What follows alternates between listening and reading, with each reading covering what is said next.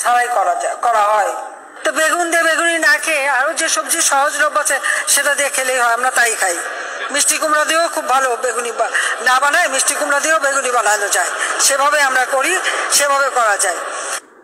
অনেকেই কিন্তু মাংস খেতে চায় না, মাংসের পরিবর্তে এখন কাঁঠাল, এবং এই কাঁচা কাঁঠাল, এই কাঁঠালের কাবাব হয়, কাঁঠালের বার্গার হয়। আমরা যদি 12 মাসই কাঁঠাল উৎপাদন করতে পারি, মাংসের পরিবর্তে কাঁঠালটা, আমি কিন্তু করি আমাদের বাড়িতে, কাঁঠালে কাবাব করি, মাংসের পরিবর্তে কাঁঠালটা দিয়ে আমরা ওই স্বামী কাবাব বানানো বা বার্গার বানানো। কারণ এখন যেটা করতে হয় যে যখন কাঁঠালের সিজন আসে, কাঁচা কাঁঠাল একটু হলুদ দিয়ে সিদ্ধ করে ডিপ ফ্রিজে রেখে দিয়ে 12 মাস ব্যবহার করি। কাজে একটা জিনিস যেটাকে আমাদের জাতীয় ফল হিসেবে জাতির পিতা দিয়ে গেছে, কিন্তু কিছু ফেলা যায় না। বর্ষাকালে খুব স্বাভাবিক, বর্ষাকালে তো আর কাঁচামরিচের খেতে কিন্তু কেউ মরিচ তুলতে যেতে পারে না। সবাইকে আহ্বান করবো এখন থেকে কাঁচামরিচ কিনে রোদে শুকায় রেখে দেন, বর্ষাকালে যখন দাম বাড়বে ওটা কিছু একটু পানিতে রাখলে কিন্তু আবার তাজা হয়ে যায়, আবার রান্না করে খাওয়া যায়। সহজ বুদ্ধি, আমি তো এটাই বলি। যেগুলি শুকায় রেখে দেন, টমেটো অতিরিক্ত টমেটো হয়েছে বলছে কি করবো, আমরা রোদে শুকায় রেখে দেন।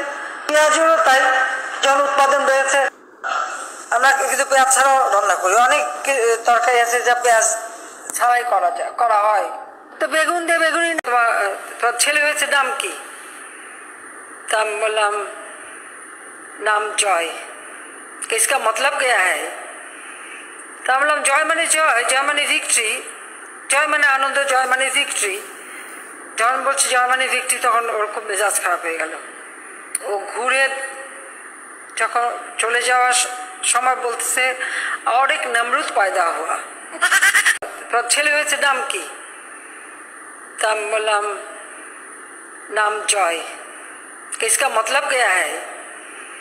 তা বললাম জয় মানে জয়, জয় মানে ভিক্টরি, জয় মানে আনন্দ, জয় মানে ভিক্টরি।